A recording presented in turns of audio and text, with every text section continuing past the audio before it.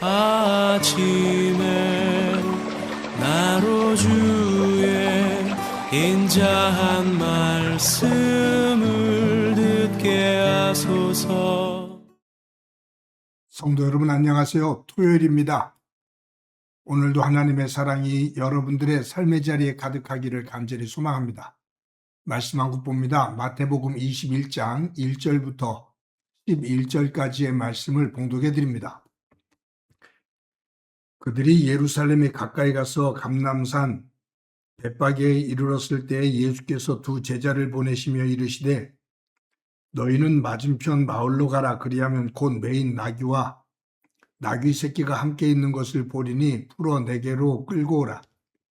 만일 누가 무슨 말을 하거든 주께서 쓰시겠다 하라. 그리하면 즉시 보내리라 하시니 이는 선지자를 통하여 하신 말씀을 이루려 하심이라. 일렀으되 시온 딸에게 이르기를 내 왕이 내게 임하나니 그는 겸손하여 나귀 곧 멍에 매는 짐승의 새끼를 탔도다 하라 하였느니라. 제자들이 가서 예수께서 명하신 대로 하여 나귀와 나귀 새끼를 끌고 와서 자기들의 겉옷을 그 위에 얹음에 예수께서 그 위에 타시니 무리의 대다수는 그들의 겉옷을 길에 펴고 다른 이들은 나뭇가지를 베어 길에 펴고 앞에서 가고 뒤에서 따르는 무리가 소리 높여 이르되 호산나 다윗의 자손이여 찬송하리로다. 주의 이름으로 오시는 이여 가장 높은 곳에서 호산나더라. 예수께서 예루살렘에 들어가시니 온 성이 소동하여 이르되 이는 누구냐 하거늘 무리가 이르되 갈릴리 나사렛에서 나온 선지자 예수라 하니라. 아멘. 예수님께서 예루살렘에 올라가시면서 감람산 그 벳바게라는 곳에 이르렀습니다. 예수님은 두 제자에게 맞은편에 있는 마을로 가서 거기 마을 어귀에 매여 있는 나귀 새끼가 있을 것인데 그 나귀 새끼를 끌고 오라 라고 말씀하십니다. 만약 누군가 그 나귀 새끼를 왜 끌고 가느냐라고 물으면 주께서 쓰시겠다라고 말을 해라 라고 했습니다. 두 제자가 마을로 들어갑니다. 예수님께서 말씀하신 것처럼 나귀 새끼가 묶여 있어요.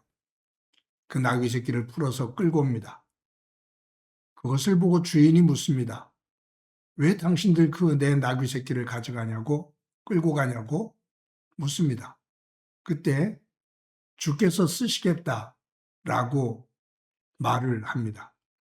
그때 그 주인이 내어주지요. 예수님께서 그 나귀 새끼를 타고 예루살렘 성에 입성하십니다.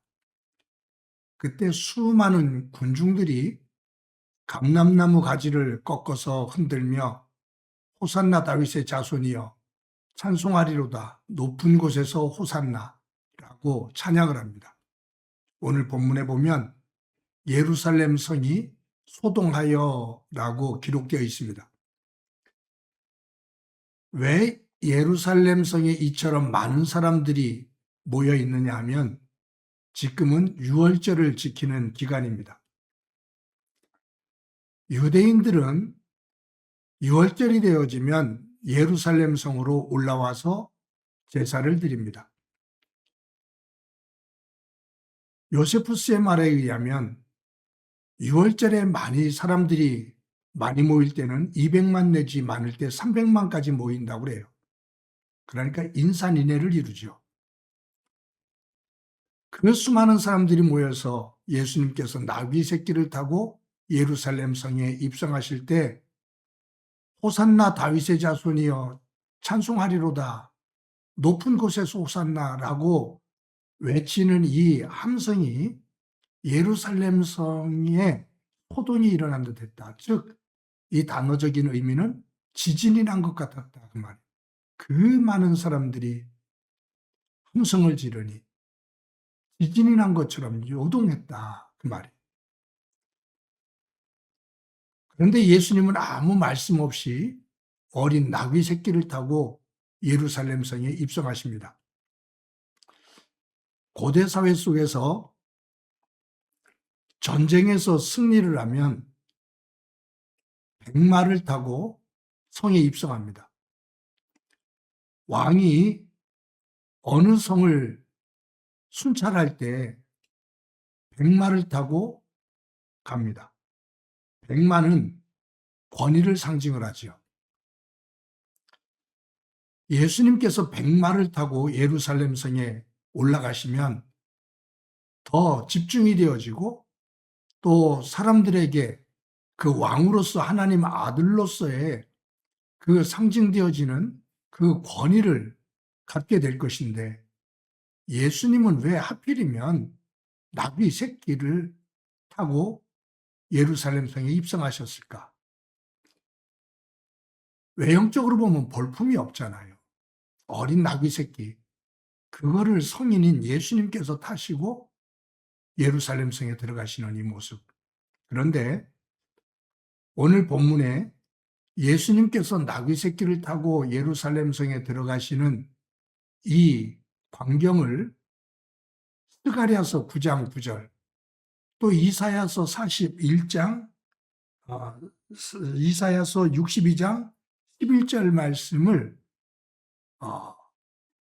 이루시는, 그러니까 하나님께서 메시아를 보내주실 때 그 메시아가 겸손의 왕으로 이 땅에 오셔서 어린 나귀 새끼를 타고 예루살렘 성에 입성하시게 된다는 그 말씀을 주셨는데 예수님께서 이 말씀이 성취되도록 이루어지도록 그 말씀에 따라 예언에 따라 이 나귀 새끼를 타고 예루살렘 성에 입성하십니다. 예수님은 태어나심부터 하여가시는 순간순간 그리고 십자가에 죽으시는 그 과정까지 하나님께서 약속하신 그 예언하신 말씀이 하나하나 이루어지도록 그 말씀을 이루셔요. 십자가에서 운명하시면서 마지막으로 하신 말씀 다 이루었다.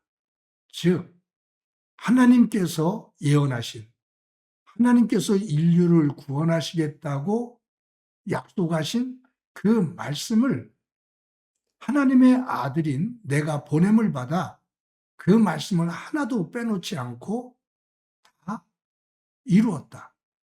아버지의 뜻을 다 이루었다. 라고 선언하시고서 운명하십니다. 예수님께서 이 땅에 오시는 그 모습을 보면 하늘 보좌에서 내려오셔서 인간의 몸을 입고 천한, 이 세상에서 가장 천한 마국간 말구유에 오십니다. 가장 가난한 사람들, 그 갈릴리에서도 가장 천한 곳 나사렛에서 활동하십니다. 여우도 굴이 있고 새도 둥지가 있는데 하나님의 아들이신 예수님은 머물 곳이 없습니다. 예수님이 죽으신 곳은 나무 십자가 위입니다.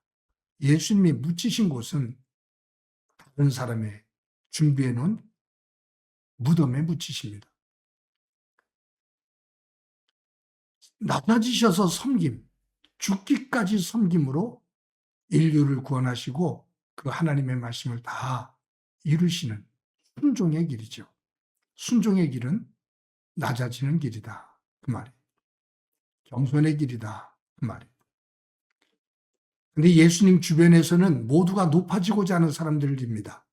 대제사장, 서기관, 바리새인, 사두개인, 이들이 예수님을 죽이려고 하는 이유도 자신들이 누리고 있는 기득권을 빼앗기고 싶지 않기 때문이죠. 높아져 있는 부귀영화를 움켜쥐고 유지하고 싶은 거고요. 제자들도 서로 다투고 시기하고 싸우는 이유는 예수님이 왕이 되면 더 높은 자리에 앉고 싶어하는 욕망, 그것으로 인한 싸움입니다.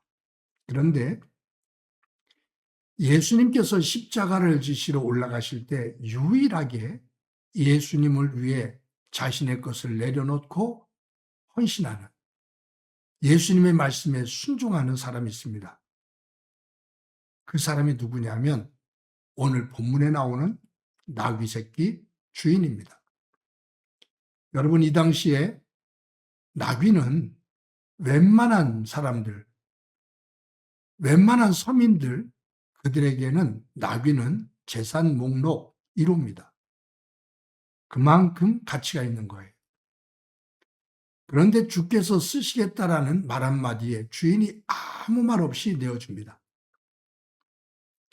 자신의 이름조차도 기록되지 않은 익명의 사람입니다. 그런데 내어드립니다.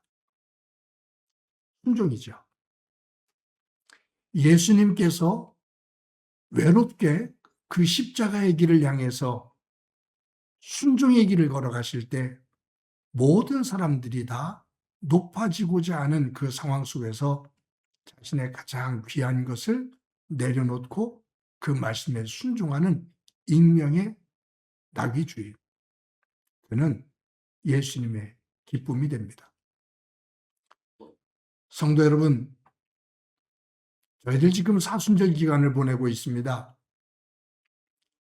예수님께서 십자가를 지신 그날, 그리고 예수님 부활하신 그날을 기억하면서 저희들 사순절 기간을 보냅니다.